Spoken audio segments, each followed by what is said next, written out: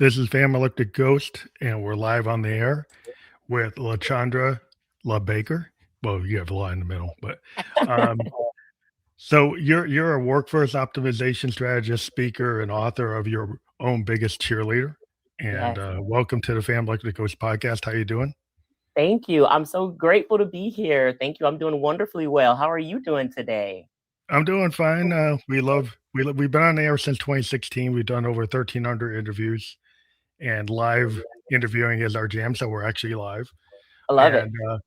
And one thing we would get some business out of the way. We do have a QR code up there for Podmatch. Podmatch is a service that matches guests with hosts. So if you're someone that wants to be on a podcast, you can check that out. If you're somebody who wants to start a podcast and you don't know how to get guests, scan that with your phone and you can check that out. The QR code allows you to just jump right to that website. But now that we've got that out of the way, a couple of questions before we get to the heart of your story. I ask every guest that's on the show is what Okay. motivates you and why do you do what you do? Oh gosh. The human spirit motivates me. I get so much pleasure and joy from hearing people's lived experiences, understanding the narratives that create who they are and how they show up every day. And so that's why I do what I do. I believe very much one of the slogans of our organization is being a conduit of connection. And I believe it's important for us to connect to each other in the truest possible way so that we can show up authentically and support each other showing up authentically as well. So that's why I do what I do. I really love that. Well, I think it's always cool to talk to people who are creators or people who have vision or they're passionate about what they're doing and they've got an idea how they want to tell their story or Yeah. tell multiple stories. And Yes. that's why I like to talk to creative people because it's interesting because it's like a what we call a master class in humanity. Yes. Yes. I That's love why I that. try to create this safe space, this podcast. We try to do long form because everything today is like 15 seconds, 30 seconds. We Yes. try to allow something to breathe so people can get an idea what something is a little bit more longer form. Yeah. Um, so you've been on TEDx, Yeah. and you're I guess as a performer, you're a gold level, bronze quill award winner Yes. uh, Yes. in the Columbus Future 50 leaders. So you've gotten your accolades. And what made you feel like you have a permission structure to do what you're doing? Because some people have ideas and they keep them Mhm. inside or they keep them in their head. What made you feel like you could actually bring your ideas to the world? Yeah, thank you. That's such a wonderful question. And I would say it ties back to my lineage, right? My grandmother, and for you to understand who I am, you got to understand who she was. My grandmother, Millie Cooper, was born in 1914 in Port Royal, South Carolina. And for those who don't know a lot about the transatlantic slave trade in American history, that was a major port where a lot of enslaved Africans would come in. And so my grandmother's life, as you can imagine, started in the post-Reconstruction era, but it was incredibly hard. It was still very much the Jim Crow South. And when Mhm. she grew up, she could only actually go to school until the third grade. And she was out in the cotton fields. And she worked really, really hard in those situations. And one of the things that really shaped her is the unfortunate loss of her mother. She was orphaned at 3 years old because her mother was murdered by the KKK, which is Oh the Ku wow, Klux Klan in the yeah. South. And so my grandmother was raised by distant relatives. And so I can't even imagine growing up without my mother and have my mother taken away in such a harsh, horrible way. And so my grandmother really kind of reeled a little bit, because, even though relatives are raising her, they didn't raise her like her mother would have raised Yeah. her. And so there was a lot of just trauma that was never really taken care of. And so my grandmother left that house at 15, got married to an abusive man, and Mhm. unfortunately went through a lot of things. And there was all those things that you don't even really talk about, because even in the Black community for the South, there's a lot of things like you don't tell your business to the streets. And Yeah. so my grandmother suffered in silence a lot. And so when she had children, and my mom was a second set of children that my grandmother had, one of the things that was so important to my grandmother is that we all get education. And my mother was the first person in our family to go to college. And she made it possible for me and my sister to go to college and for my kids to go to college. And so one of the things my grandma instilled in me so much as a young person is she said, get your education. Because once you get your education, no one can take that from you. No way can stop you. Yeah. No one Well, I can think stop it, you.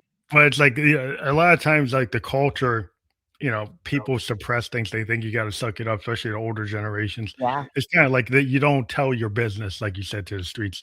But Yeah. in order for you to actually heal, to be able to move forward, you Yes. have to be able to address like what the Victorians called like the looking glass self, like the mirror That's self. that's right. That's And if you exactly right. don't handle that and you don't deal with all the issues in the microcosm and within your family or your family Yeah. history, plus the macrocosm, the social stresses of what's going on outside of you, That's it's right. very stressful, and if you people today is like, oh, I only focus on STEM, right? They don't want to know anything about history, Yes. African American history. They don't want to know Yeah. art history. They don't want to understand sociology, psychology. Yeah. They say, "Oh, all I have to do is know the calculus and the math." And that's fine. I'm a software guy, but I'm a Mhm. musician and a Yeah. podcaster. I think the arts are super important Very important. to in history. As a political science Absolutely. major, and it seems like today, with ethics and stuff, we are not. We are like reliving the errors of the 1930s. That's right. That's Like right. nationalism is back on the rise. Yes. This idea of a rules-based order. Oh, it's out the window because we have all these tech bros saying we can be disruptors. And That's it's right. inconvenient to have morality. It's inconvenient to have privacy law. It's Fact. inconvenient to have, ownership of your patent. They That's think right. that because they have a tool they can break all those things, that they should be allowed to do it. That's exactly right. I mean, you've said so many things, and I want to break down so many things you said. You said about being a mirror, the looking glass, and I think it's so interesting because one of the things I tell people a lot in life is sometimes your life is a mirror where it reflects other people's lives, and sometimes it's a window where you're looking beyond where you are into the future where you want to get to. And I feel like so many of us are both of those. We can be sometimes we're a mirror and sometimes we're a window, and Yeah. depending on how we show up in life and who we're showing up for, we are either that reflection or that vision. And that's what's super important to me about sharing stories and about being true and having an authentic narrative, because people need to be able to either see themselves or see a future that's bigger than them that they can actually reach for. And that's what my grandma created for us. Even though her world was so limited, she wanted Mhm. us to believe that ours Right was to it. infinite, was absolute infinite. And I'll tell you, that's how I raised my kids. My youngest kid will be 24 years old in a couple weeks. And one of the things I tell him all the time, he's a filmmaker. Talk about digging into the arts. Yeah. And the filmmaking that he does is independent film, real story film that tells people's real stories. I'm a big Marvel fan, so he'll be like, Mom, you can still go to the theater to watch Marvel, but I'm not gonna make those. I'll say, that's fine. You don't have to make those you know but his stuff is so real and so true, and it's Yeah. about really seeing people for who they are. And so I'm so proud that I have that lineage before me, and then I'll have the ancestry that will continue after me, that they understand the truth about narrative storytelling and showing up people in their real beautiful, sometimes very messy selves. I think it's real important for people to dig in, artists and creative people, we dig into our vulnerabilities. That's our secret sauce. That's right. And everybody, can do that because everybody tells a story, whether they're a filmmaker or they're a painter or a That's musician right. or an author. It's just That's right. those people say, "Well, I don't tell stories." Every day you're on the planet, you're telling a story to somebody, unless you're Every living by day. yourself. You That's never talk to exactly right. another human being. That's right. And people don't see themselves as just being inherently creative. Everybody's creative. Every decision, we make thousands upon thousands of decisions every day, whether we hit snooze or we wake up, whether we turn left or we turn right. And each one of those is creating the next piece of your journey, whether you see it as that or not. Every conversation you have with somebody is creating a new narrative, a new journey. It's sharing your beliefs, your perspectives. Like all of that is creation. Even if you never create what you consider art or create life as being a parent, you're Mhm. creating every day. And if you see yourself inherently as a creator, then you believe anything that you create can bring beauty to this world, can bring peace and healing to this world. You mentioned healing earlier in our conversation. It is so important for us to heal as fully developed human beings, knowing that we will make mistakes.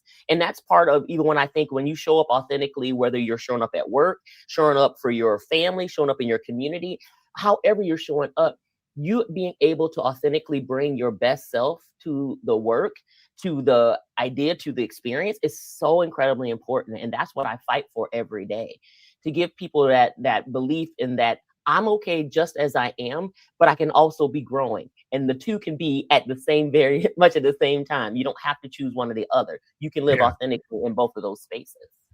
Yeah, there's a spectrum. It's like a lot of people always want to be like, "Oh, I'm this or I'm only this, I'm only that."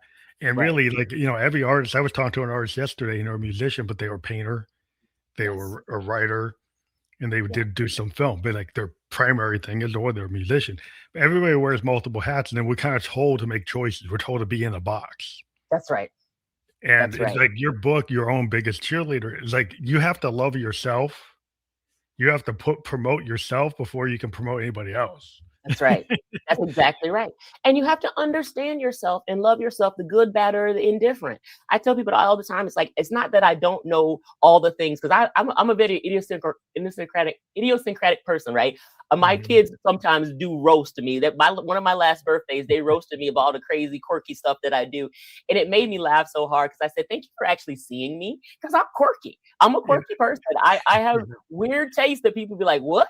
How can you like both of those things at the same time? Because I can't, And so I think that's so cool.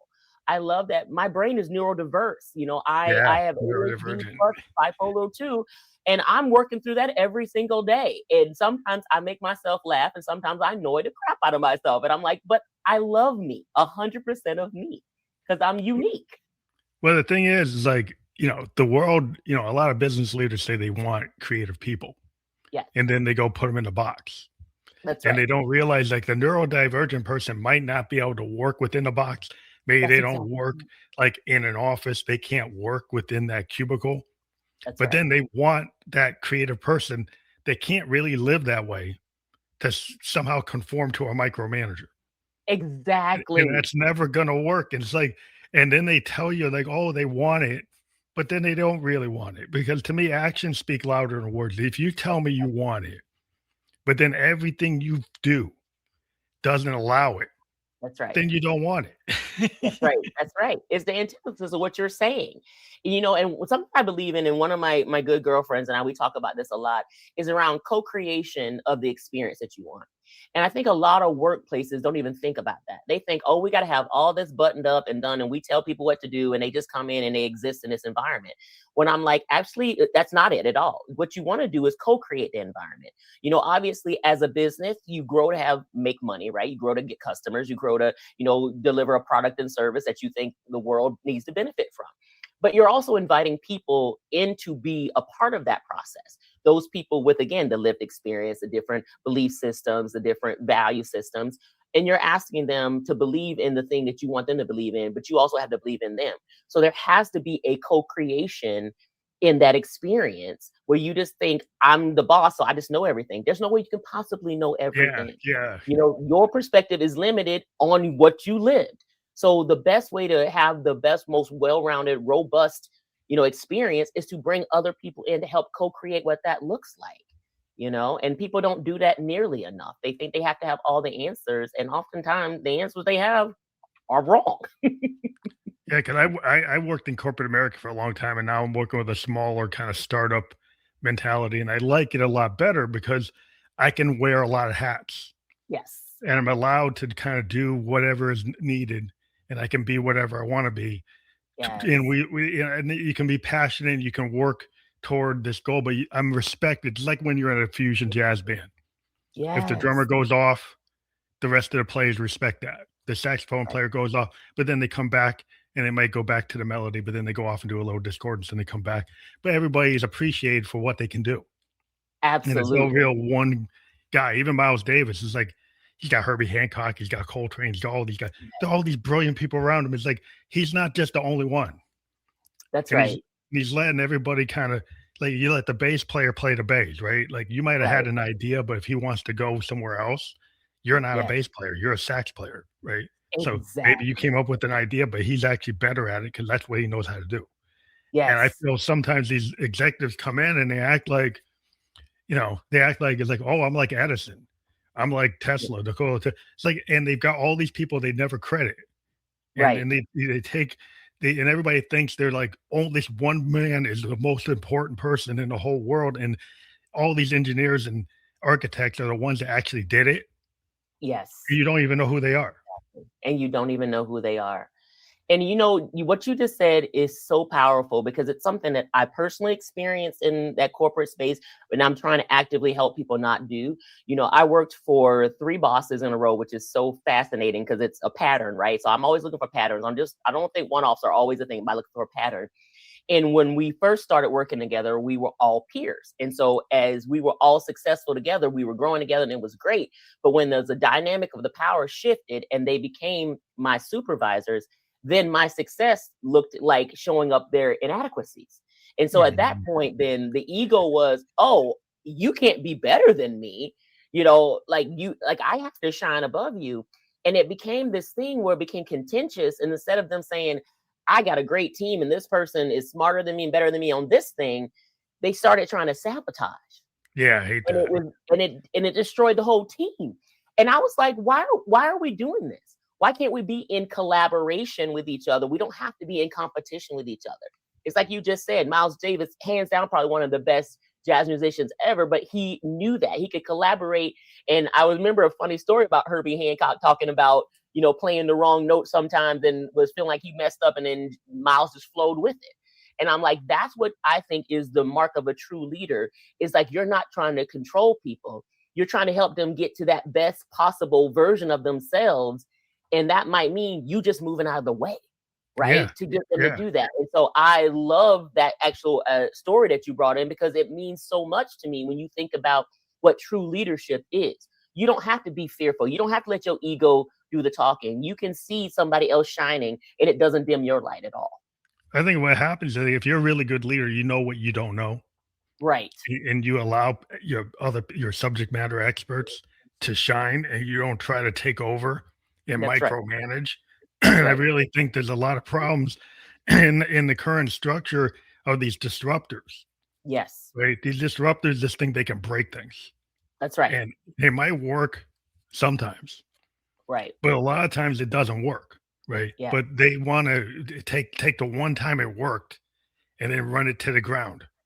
Yes. And then they like to run people to the ground. I mean, there's a thing in Silicon Valley where people think working 160 hours is what you should make people do. And, anybody who's a musician or an artist knows there's diminishing returns.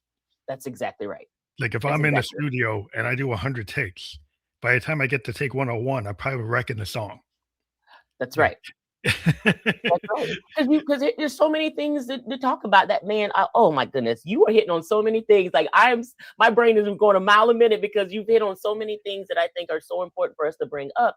It's that point of, especially when it comes to creative people, you need rest and rejuvenation to continue to be creative. And that's even in any space, whether that's, you truly doing the arts, or you're working for tech and disruption, you're working in business and accounting and finance, or pharmaceuticals, or whatever it is, you still need to regenerate. That's just science of the body. You think about, if you're super tired, if you're hangry, if you're frustrated, irritated, if you're in pain, you're not going to be your best self. Yeah. You're not going to give your best creativity. You're not going to be able to do 100%. You might do 50% at best. And that's what I think about even with multitasking. People are like, oh, you must be able to multitask all the time. At what cost?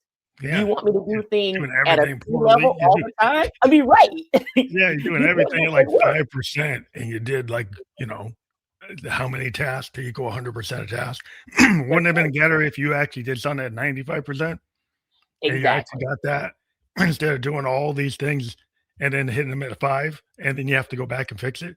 And have to go back and fix it. And that's so funny you say that, because I tell people all the time, if you're preemptive and you do the work ahead of time, it's a lot smoother to go along. It's much harder to get so far down the line and then have to go back and undo all that stuff. Oh, yeah. That way, even more time and money. And that's why we do an agile or iterative development.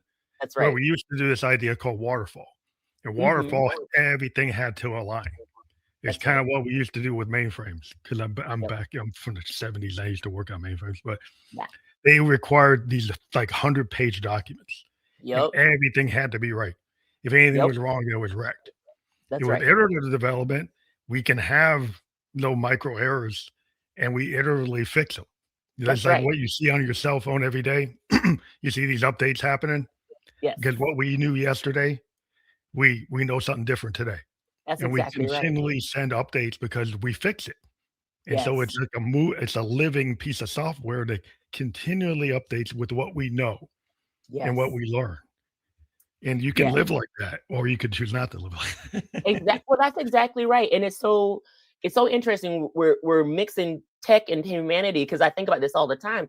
We do think about tech being created in iterative stages, but we don't think about our human growth and human, evolving is in iterative stages, right? There's so many times people go, well, I just wish it was the way it was, or, go back to when these things happened before. Well, if you go back to anything in your mind, it might be better for you, but is it better for everyone?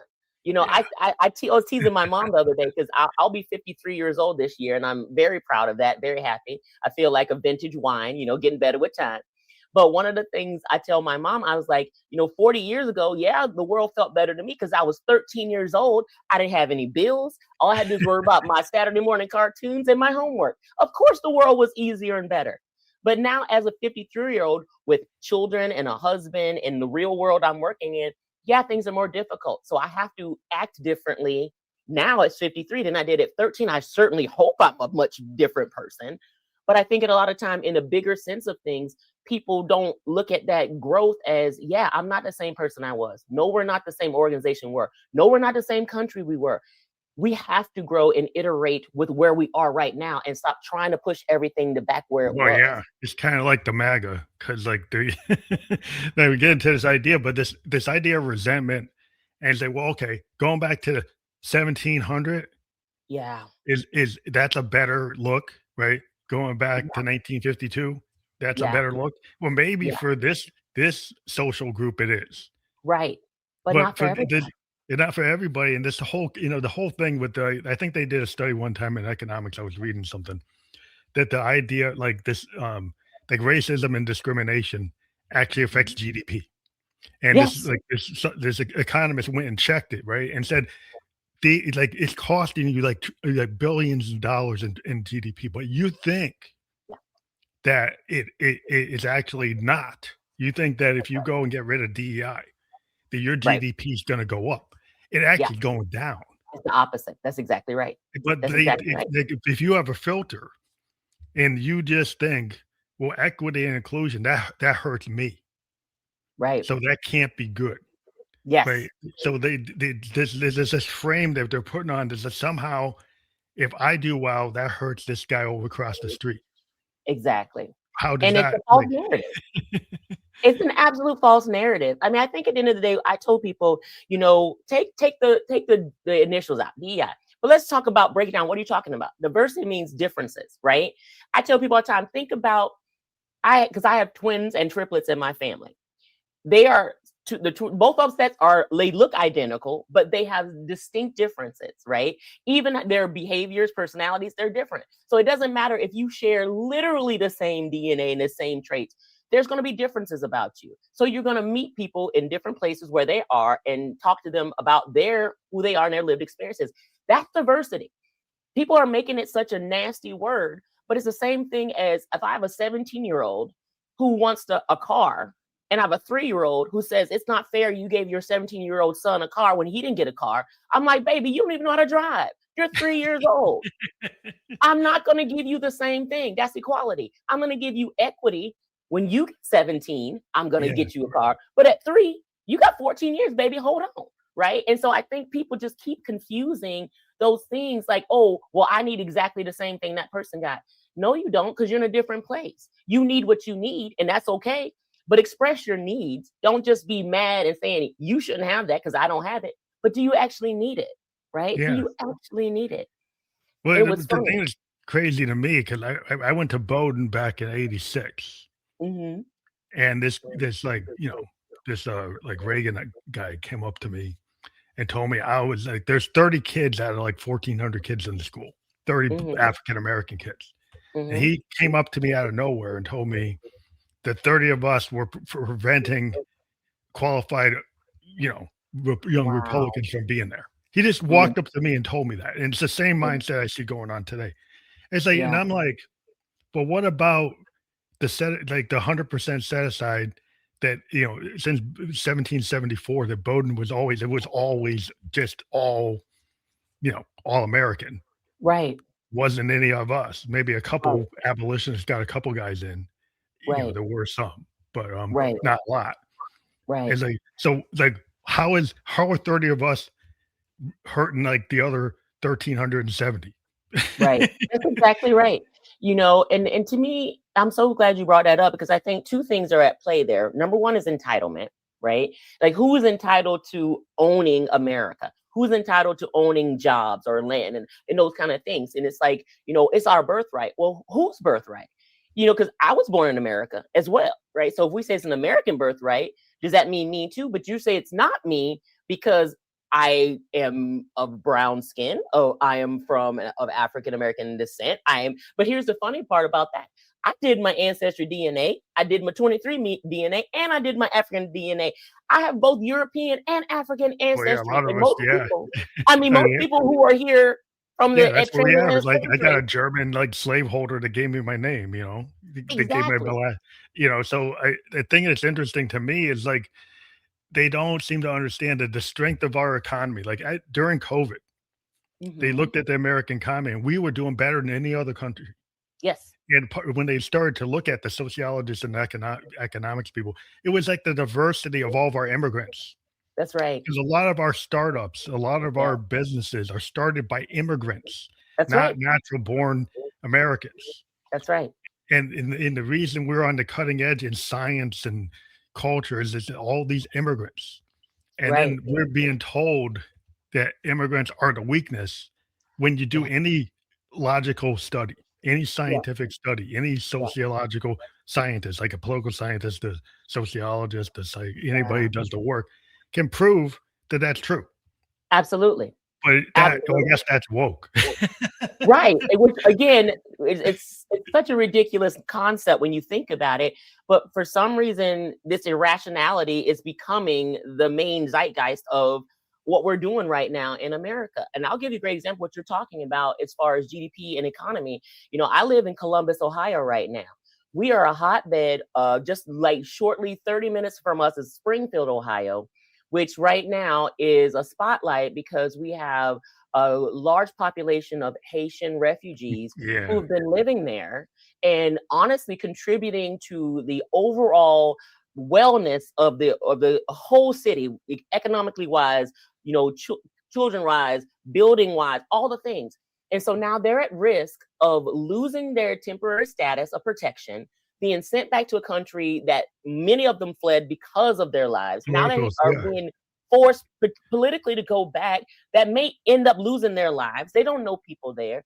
But also, Springfield as a city will now go into decline. It Yeah. was one of those cities that was literally disappearing until the Haitian population went in, and now it's growing for the first time. Yeah, For the first time. because of the industrial contraction because of like NAFTA Yeah. and the decision to move all of our production overseas and just keep all the actuaries and the software guys, we decided we were going to do that. That Yes. the work was going to get done outside the US. And Yes. it had nothing to do with immigrants. No. That had No. to Not at do all. with the boardroom and the bean counters deciding that it cost too much to make something in this factory. Could we make this percentage less profit? You could still be Exactly. profitable, but they didn't think it was profitable enough. That's right. That's So right. then they tell people it's this immigrant is the problem. This other is the problem. When the board made the decision, Ooh, child, listen, man, you dropping some science right now. Listen, that is exactly right. And we are fighting at this very, very street level when it's Wall Street who is forcing these things, not the street itself. So it's like it's so interesting that we are ended up thinking we got to battle each other for these things, and we're being created a narrative in our heads and being fed a whole bunch of stuff from people who don't want to relinquish power because their proximity to power and money is so powerful that they want us battling each other instead of looking at who is actually the one instigating all of this. And that yeah, is like what is yeah, fundamentally our private problem. equity buys a company and then divides it up and forces loans on them, and then takes a profitable company and turns it into a disaster, into a bankruptcy, and then eats the parts. Yes. And then Yes. that's very destructive capitalism to me. It And if you is. look at, I don't think it really enhances your GDP. I think it No, enhances like a transfer of wealth to the top, 5%. absolutely. It makes a lot of inequity, That's exactly which, right. sociologically and politically, do you wanna have like a French Revolution? Like, if Right. you get to a certain critical mass, Right. people would say, I can't do what the soldiers from World War II when they came back and they were able to go to college and buy a house and buy a Right. boat and do and Right. send their kid to school. And now if Yeah. they can't even they can't with 3 or 4 jobs, they still can't keep the house That's exactly right. and they can't pay That's for their exactly health right. care. That's How is exactly that right. gonna be sustainable? And it's not. And it's so much that you say, because I think about the two populations that are really, really struggling. I think about the people who are elderly, retired, who are on a fixed income, with it, which means nothing that they're going to have is going to increase unless they go and get another job. So if you look at things around them increasing, the property values, even with levies that are being landed on their property tax, or property shifts changing, or inflation rates or whatever, they're going to struggle. We had a Yeah, whole series of older folks who, because their properties got reevaluated, their taxes went up and their mortgage went up. They couldn't afford it. So yeah, even though they owned their home, they were now at a risk of foreclosure because they couldn't afford the yeah, the tax private payment. equity buy it up and turn it into a, Wow. like one of those, hotel things. Yes, Yeah, they kinda they're basically gonna push the middle class down a level, that's right. increase their level, and make That's right. people who are homeowners into renters, That's right. which is not positive for the economy It is not overall. positive for the economy overall. It's funny. I'm on the board of an organization here in Columbus called the Women's Fund of Central Ohio, and we advocate for women in all ways, shapes, forms, and girls being able to give their fair opportunities. But one of the things we did this past year is we funded a research project, and we call Making Women Wealthy and Free. And one of the things we talked about is, like, what is that number? What is that magic number that a woman would need every month that would change the dynamic of their life and livelihoods? And you would think it's what, millions of dollars? No, it was $500 extra a month. Mhm. It Not a would lot. give them enough cushion that if an emergency situation happened, they could pay for it, like something happened to their car, if they had a childcare expense, if they just wanted to buy their kids pizza on a Friday night because they just wanted to, like, having that money gave them opportunity and gave them flexibility where they don't have it now. So it's like, think just $500. That is such a minuscule amount that could change people's lives. So people think it's just these huge things. It's not a lot. If we actually just focused on how can we actually help these people take a leg up? How do we help them not just get fish that day to eat, but they learn how to fish, or even Yeah, better yet, buy the pond so they can have their own fish and supply? Like we're doing these short-sighted little things instead of thinking, what's the long game? How do we yeah, actually shift the long game? even, like, if you think about, like, something that's real critical for human life is healthcare, and Yes. we've decided to make healthcare for profit. If you Yeah. could look at the trajectory of it, eventually the healthcare premiums, even if you're in the workplace, getting it Yes. through your job, will Yes. exceed the what they make the employee pay, will That's exceed right. what they're capable of actually handling, That's and right. it will be untenable. It will be. So I don't understand how people think that that's productive, unless, Right. like, they think the AI is gonna take everybody's job, and then who's gonna buy anything if AI is doing all the work? Yeah. And that's the thing. I believe in Skynet very much. I love the Terminator. Don't get me wrong, but I don't think we're going to have that kind of takeover. But I think what people will use it as an excuse not to actually take care of the human side of humanity, right? And I think it's so important. One of the things you said to me, we just said just now, really resonates with me. One of the things about me and my family is my husband is a cancer survivor. Mm, He's been battling cancer for 10 years. When we first started our cancer journey, I was still in the corporate space and working in a corporate environment. My deductibles, at the time working in corporate spaces were probably, we had a family of four, were probably about, I'd say about $500 to $600 a month. Plus we had a $6,000 family deductible that we had to get through. That doesn't seem like a lot to some people. Okay, that's fine. And we got through some things. But when I became a business owner, I had to get on the Affordable Care Act. Yeah. That then tripled for me alone. My alone without my family is $1,300 a month for a premium. Yeah, it's crazy. And my deductible was $8,000 by myself. Yeah. By I mean, myself. the premiums don't make any sense to me. What's going on is like, because if you go to the EU and you look, you know, like in the Nordic countries, right, and even in some of the, you know, Japanese and Eastern companies, even China, like they're more socialist countries. Like it's more productive to make sure your worker doesn't get sick.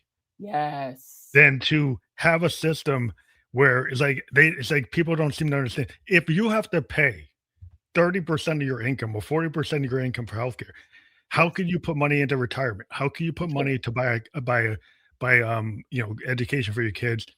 How can you go on vacation? That's right. So if you start looking at the economy, it's like, oh, how come all these vacation spots have nobody can come anymore? How come people can't buy boats and snowmobiles and all these other things?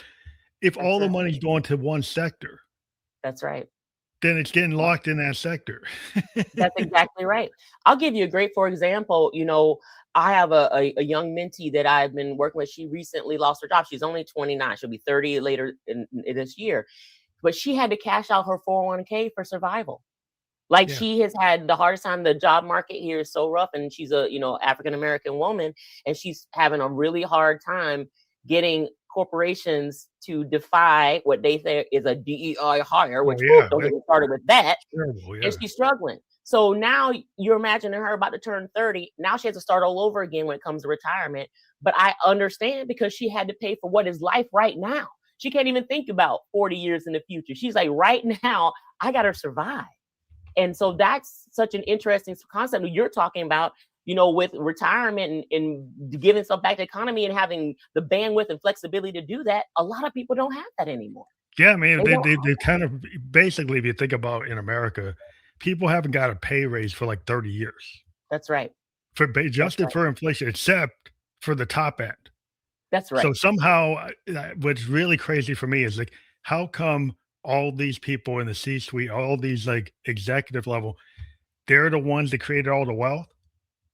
Like they like the workers and the engineers and the thinker, the people who did the work are getting the least amount of and this is why a lot of people are starting to go into like, oh, I can get a 3D printer.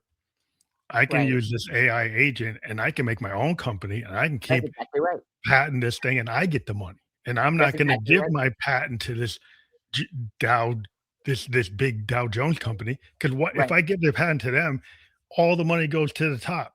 And I don't get any commission. I don't get anything from it. So I talk to a lot of people who are engineers and techies, like, why am I going to build this and give it to this guy?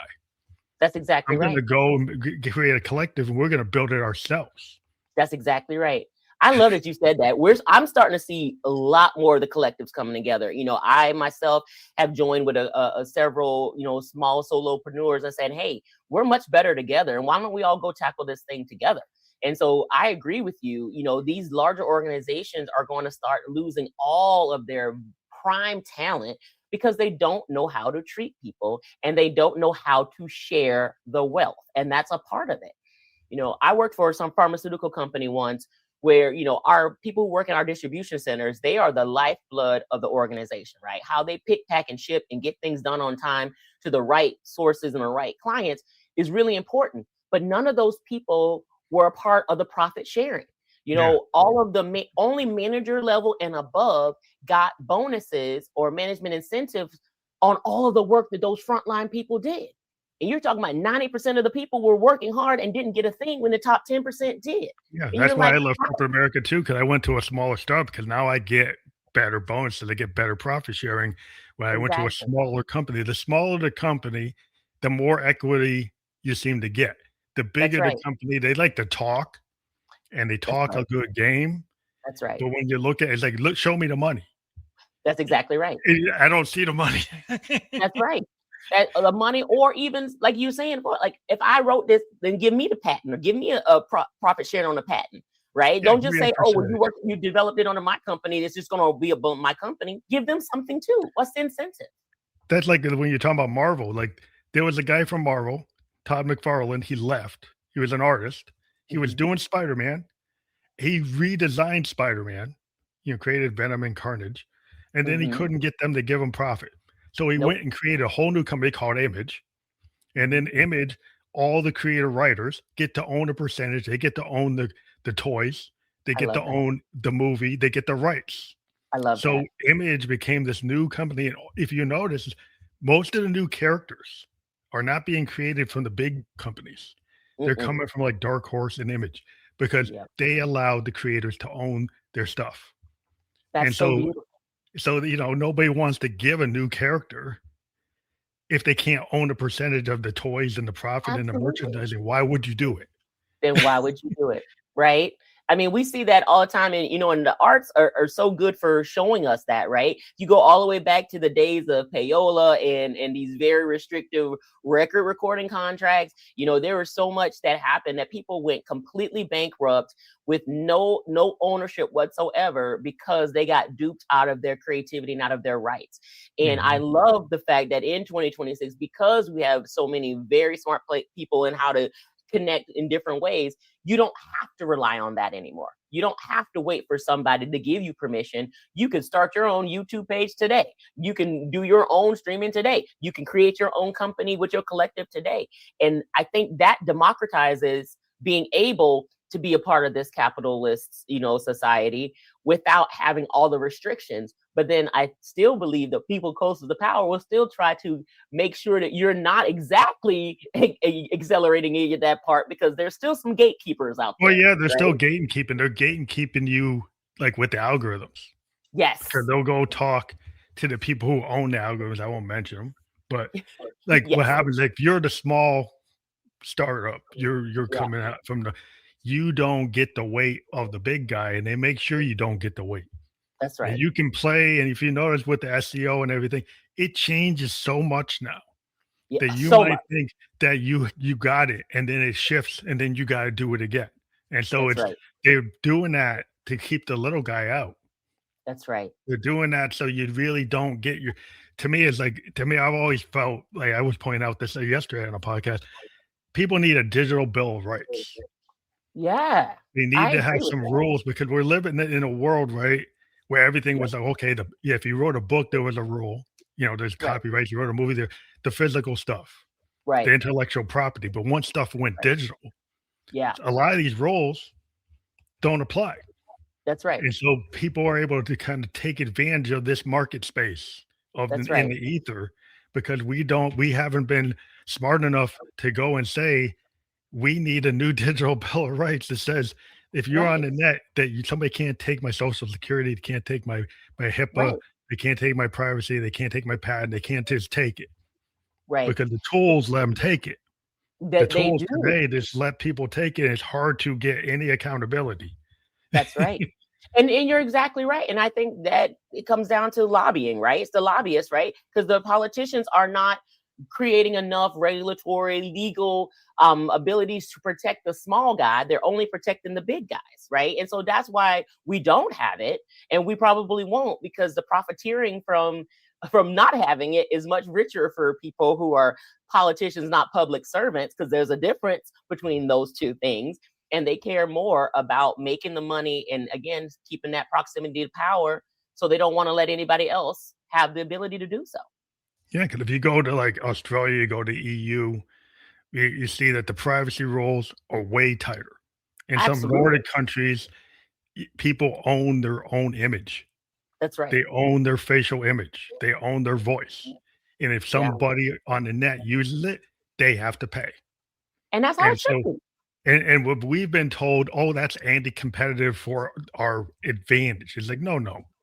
That just lets them not get a certain level of profit when they're already making mega profit. That's So right. they've been That's conning exactly right. people saying we can't have these EU level rules because Yeah, we'll lose our competitive advantage. Well, you that's right. just sold the AI chips to a country in the Middle East. So what do Yep. you care about control of the tech? You That's just exactly sold right. them to some country and they can just give it to anybody. So Exactly. you don't really care about that.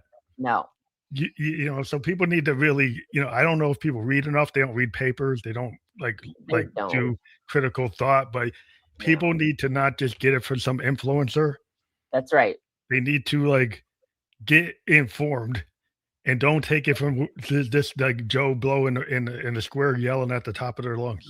That's exactly right. You said a whole mouthful there when you talk about the fact that critical thinking is such a lost art form anymore. We are so apt to believe whatever the headline is that matches what our beliefs are, right? So it's the hypocrisy of it all where you say, I believe in this over here. But when it comes to this person who I don't like, well, I don't believe in that. Well, wait a minute. You either believe in something or you don't believe in it. It doesn't matter who says it or who does it. What is it? What is it? Right. And so we have this identity crisis where we don't actually know what we believe or we don't stand firm in what we believe. We sway and move with the wind.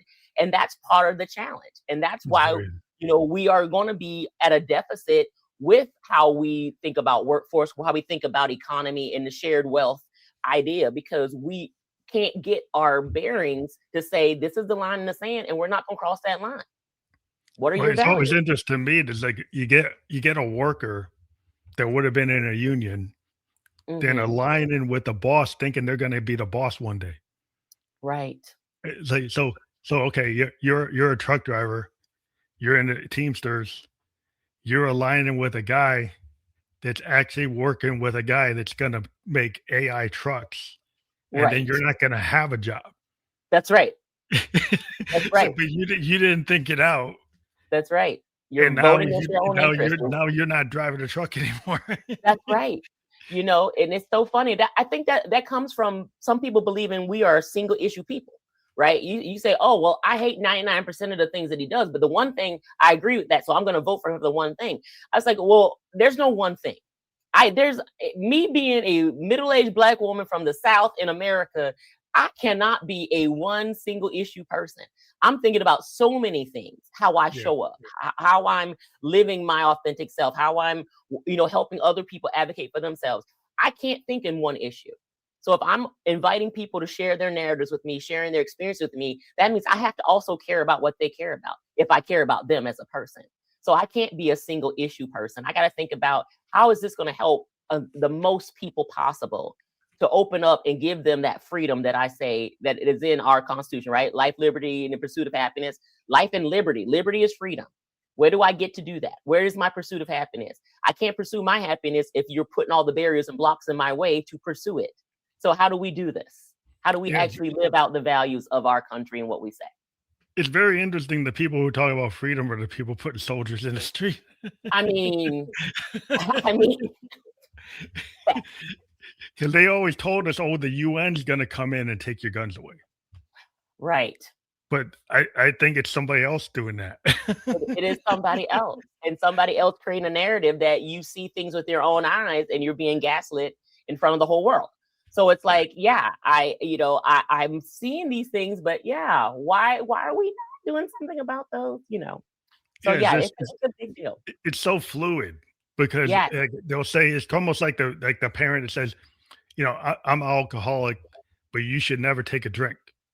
exactly. It's like, Do as okay, I okay, say, dad. not as I It's like, do. how's that work?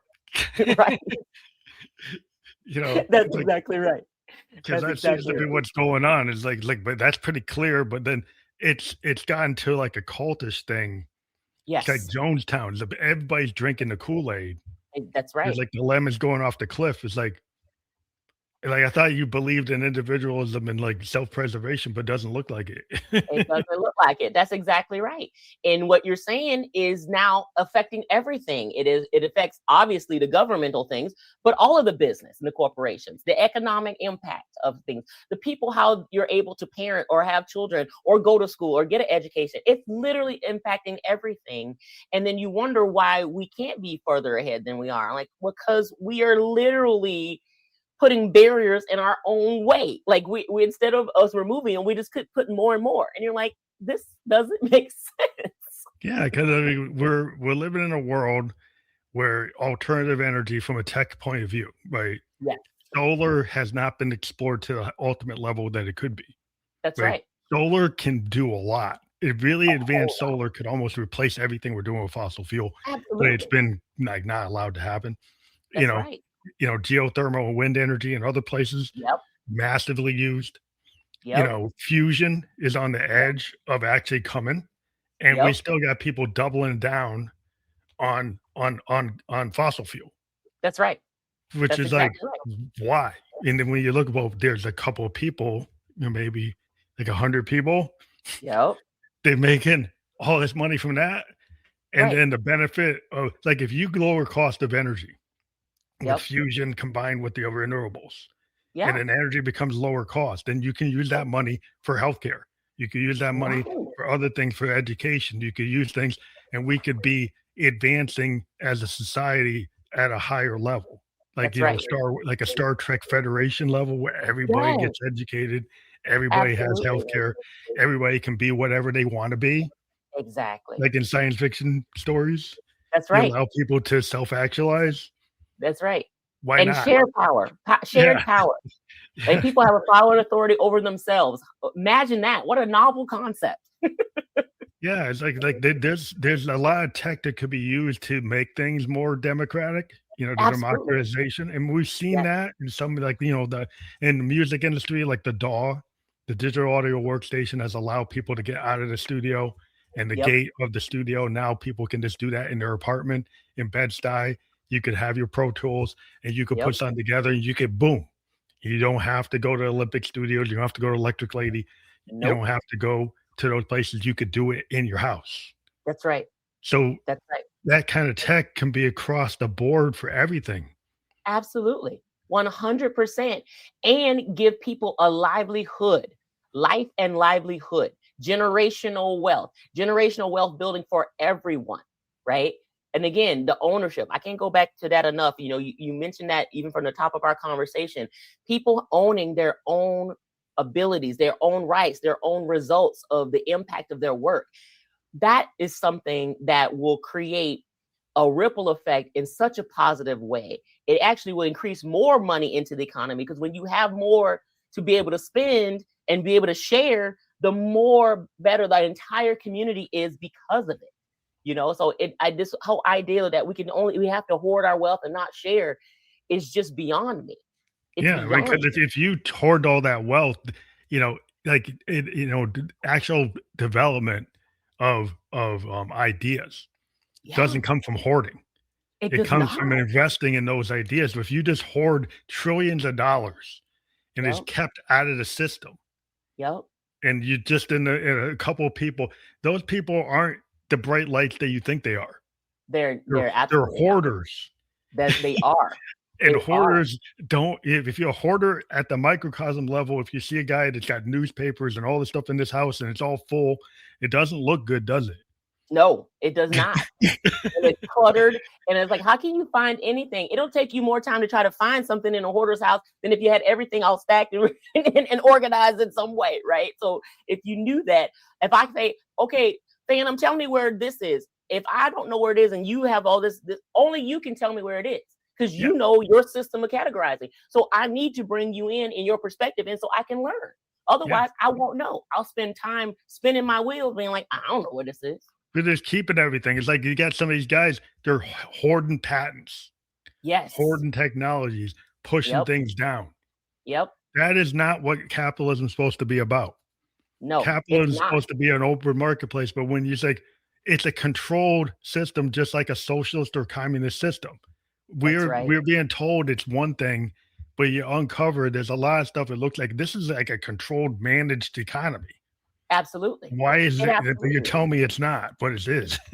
Yeah, I know. And when you have a very large, player who has several of the family members on the Forbes billionaire list, yet they are one of the biggest purveyors of government welfare, because most of the people who work for them are on government assistance because Yeah, they're not government paying them system. They're enough. not welfare queen. Like a welfare queen is like work for the Defense Department.